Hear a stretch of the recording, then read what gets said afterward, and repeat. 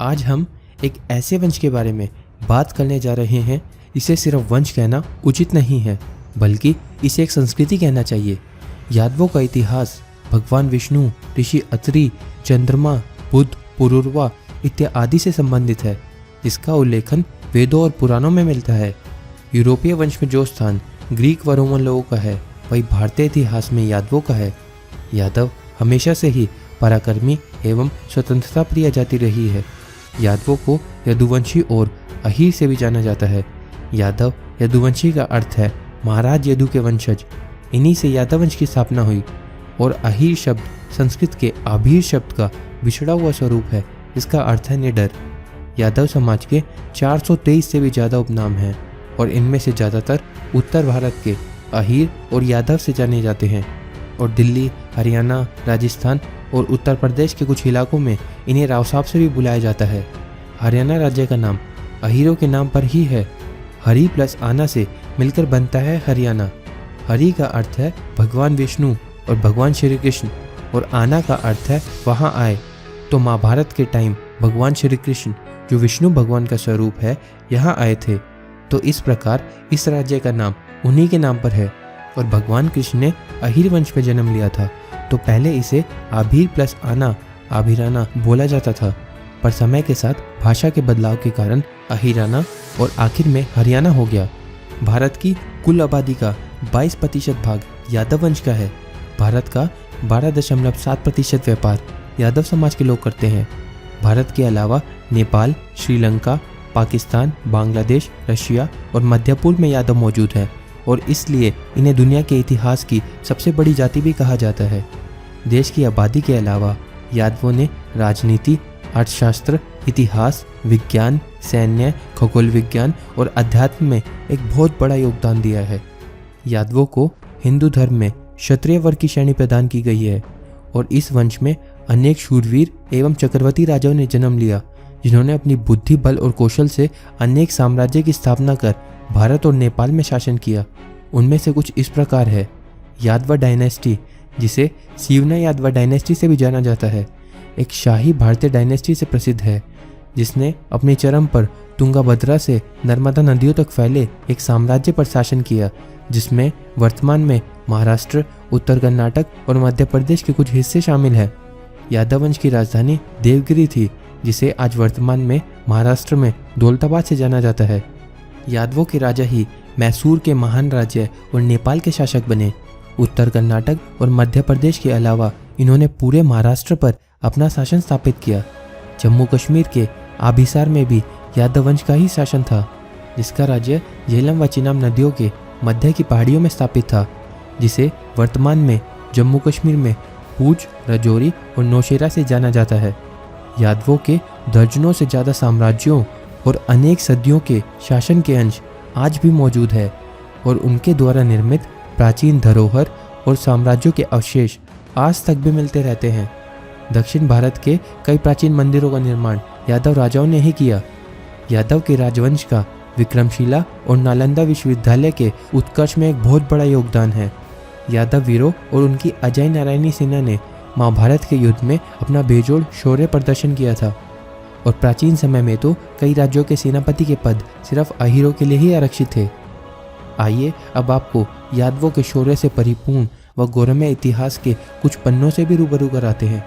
आज़ादी के आंदोलन से लेकर आज़ादी पश्चात तक के सैन्य व असैन्य युद्धों में यादवों ने अपने शौर्य की गाथा रची और उनमें से कई तो मातृभूमि की बलि देवी पर शहीद हो गए। सन 1739 में ईस्ट इंडिया कंपनी के विरुद्ध सर्वप्रथम कटलापुरम उर्फ तमिलनाडु के यादव वीर अलगमुत्तु कोंड ने विद्रोह का झंडा उठाया और पहले स्वतंत्रता सेनानी के गौरव के साथ युद्ध करते हुए वीरगति को प्राप्त हुए।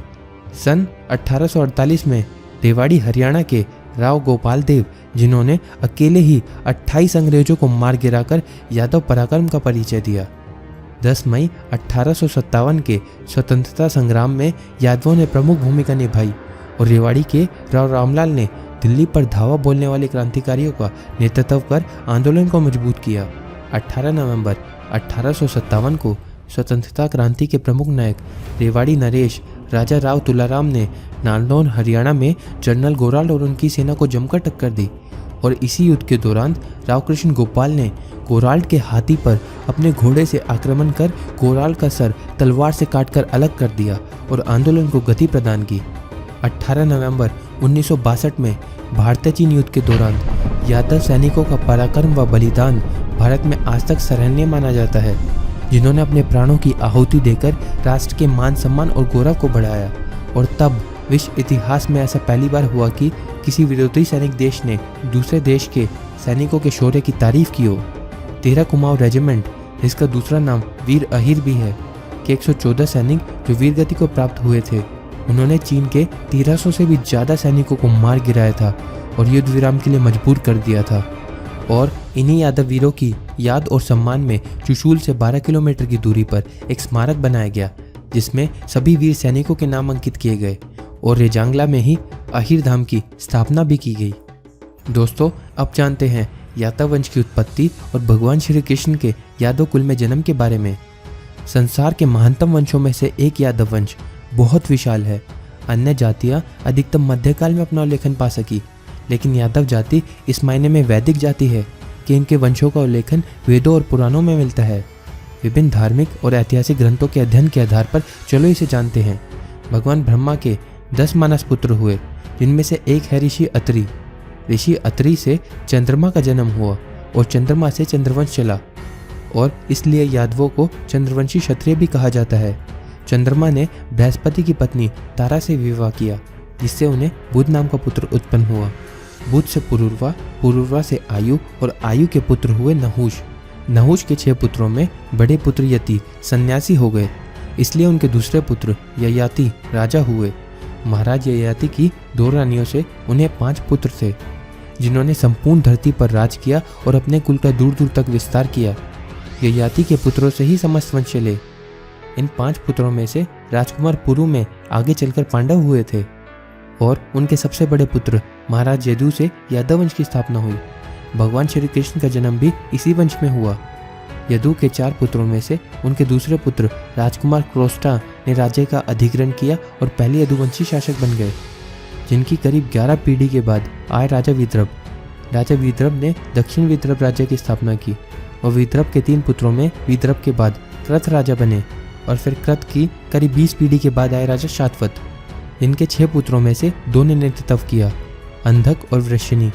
अंधक वंश में आगे चलकर कंस का जन्म हुआ, और वृषणी में भगवान श्री कृष्ण ने अवतार लिया।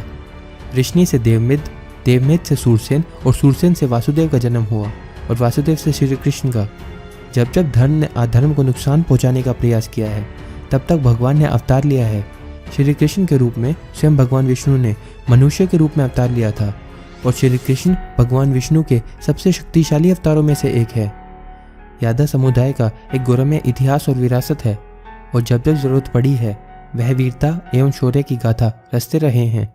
दोस्तों, अगर आपको ये वीडियो पसंद आई तो लाइक करें, कमेंट करें और शेयर ज़रूर करें, और हमारा उत्साह बढ़ाने के लिए इस चैनल को ज़रूर सब्सक्राइब करें, जो कि बिल्कुल फ्री है, और साइड में नोटिफिकेशन बेल को ज़रूर दबा लें ताकि हमारी वीडियो के नोटिफिकेशन आप तक पहुँचते रहें।